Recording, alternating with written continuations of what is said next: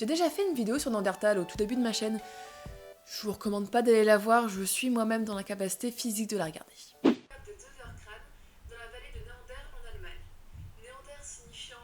Mais je souffre depuis déjà quelques années d'une passion inconditionnelle pour la préhistoire, et plus particulièrement pour l'homme de Néandertal. Et ma condition me pousse à avoir tout le temps envie d'en parler. Et du coup, toi, Roman, qu'est-ce que tu fais ? Là, je viens de reprendre mes études en archéologie. Enfin, j'aimerais me spécialiser en préhistoire parce que c'est ce que je préfère, tout ce qui est paléolithique, homme de Néandertal, tout ça. Ah ouais, genre homme-singe, il va au fond des grottes. Alors justement, non.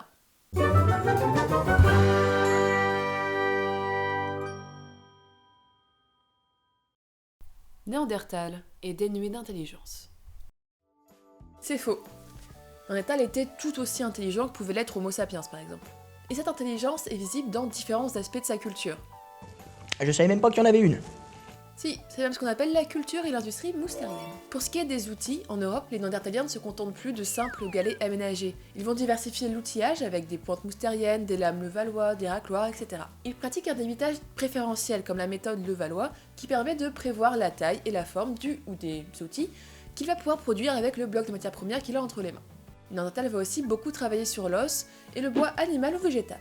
Ce n'est pas non plus une sorte de singe hirsute qui vit tout au fond d'une caverne, parce que je le rappelle, non, les hommes de la préhistoire ne vivent pas au fond des grottes. Quand ils s'installent en grotte, c'est à l'entrée, et la vie se fait le plus souvent dans une cabane dressée sur poteau, où on s'organise en zones. Une zone pour le débitage des outils, une pour le découpe de la viande, une pour dormir, etc. Certains ont même pu se construire des palissades pour avoir une protection supplémentaire. Mais Néandertal pouvait aussi s'installer en plein air, avec des matériaux parfois exceptionnels, comme par exemple sur le site de Molodova, où les cabanes ont été construites avec des os longs et des défenses de mammouth. Néandertal est une brute insensible. Archi faux encore une fois, puisque c'est en fait un être sensible à pas mal de choses. Déjà, aux membres de son groupe, Néandertal prend soin des siens. Les vieillards, par exemple, comme celui de la chapelle aux saints, ne sont pas abandonnés, ils sont soutenus par le groupe. On retrouve des individus édentés depuis longtemps, handicapés ou très arthrosés, qui ont survécu des années soutenus par les leurs. Les blessés ne sont pas non plus abandonnés. Certains ont été soignés et ont survécu à des blessures parfois très graves. Sur le site de Shanidar, pendant ce cas, on découvre un Néandertalien d'une quarantaine d'années qui souffrait de malformations très importantes et qui devait être assez handicapante. À un moment donné de sa vie, il a dû recevoir un violent coup qui a fracturé le côté gauche de son visage et qui a écrasé l'orbite, le rendant probablement borgne. Et je précise que c'est pas forcément le résultat d'une violence volontaire, ça peut être une chute ou un accident de chasse aussi. En plus de ça, son bras droit a subi de nombreuses fractures qui ont été soignées, mais qui l'a probablement laissé paralysé. Il est même possible qu'il se soit fait amputer la main. Et de l'avant-bras, accessoirement. Sinon, en plus de ça, il était aussi probablement partiellement sourd. Vous voyez ça, ce sont des calcifications osseuses dans son conduit auditif. Et malgré tout ça, il a continué à vivre pendant des années. Et ce soin Néandertal l'apporte jusque dans la mort, puisqu'en Europe, il est le premier à inhumer ses défunts, depuis au moins 70 000 ans avant notre ère. Bon, on pratiquait déjà l'inhumation au Moyen-Orient chez Homo sapiens, et aussi chez les Néandertaliens du Moyen-Orient, mais c'est une nouveauté en Europe. Les corps sont parfois accompagnés de dépôts funéraires, le plus souvent ce sont des outils, mais on retrouve quelques dépôts uniques, comme des fleurs à Shanidar ou des cornes de bouquetin dans la tombe de Téchiktash. Et en plus de ça, Néandertal avait aussi une certaine sensibilité artistique. Il se confectionne des parures, parfois avec des serres d'oiseaux, comme celle vieille de 120 000 ans trouvée à Caprina, ou avec des coquillages percés qui sont parfois décorés avec de l'ocre. On retrouve aussi des éléments d'art pariétal attribués à Néandertal, c'est l'art dans les grottes, comme sur le site de Goram où 13 traits gravés dans la roche forment un ensemble géométrique. Bon d'accord, c'est pas Lascaux, mais je veux dire, c'est déjà quelque chose. Moi, ma contribution à l'art, ça se limite aux gribouillis couchés sur les tables au collège. Et enfin, leur préoccupation esthétique peut aussi se retrouver dans leurs outils, qui peuvent être confectionnés dans des matériaux assez exceptionnels, des racloirs en cristal de roche par exemple. Du coup, Néandertal, brute épaisse débile, je connais des hommes modernes bien moins développés que ça. Néandertal, le cannibale. Alors ça c'est vrai et faux. C'est vrai qu'il existe des traces de cannibalisme chez Néandertal. On découvre des sites de différentes époques avec des os qui présentent des traces de découpe ou de dépeçage intentionnel ou encore de brisage des os pour en récupérer la moelle. C'est par exemple le cas sur les individus de la grotte du Goyer il y a 45 000 ans ou ceux de la baume du Moulin Guercier il y a 120 000 ans.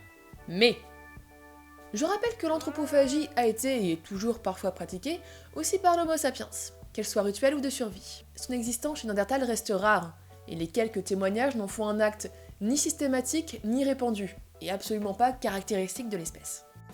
Néandertal a disparu dominée et anéantie par l'espèce la plus puissante, Homo sapiens. En Europe, Néandertal a survécu plus de 10 000 ans après l'arrivée des sapiens. Et les deux espèces se côtoyaient déjà, au moins de temps en temps, au Moyen-Orient. Il n'est pas impossible que la rencontre ait pu être violente, mais ce qu'on en note surtout, c'est un échange. Sans rentrer dans les détails, à l'arrivée de Sapiens, Néandertal semble s'inspirer de sa culture lithique et de ses parures. Et à l'opposé, Sapiens commence à utiliser des outils comme des lissoirs, qui n'étaient alors fabriqués que par les Néandertals. Il y a aussi évidemment eu des mélanges génétiques. Un Sapiens et un Néandertal ont fait un enfant hybride qui s'est plutôt reproduit avec un Sapiens, qui s'est plutôt reproduit avec un Sapiens, etc., etc., etc., jusqu'à arriver à nous, qui possédons entre 2 et 4% de gènes Néandertal. Et au-delà de ça, des groupes ont pu naître et mourir sans jamais rencontrer un seul membre d'une autre espèce. L'Europe est vaste et la population pas si élevée. Néandertal n'a jamais existé.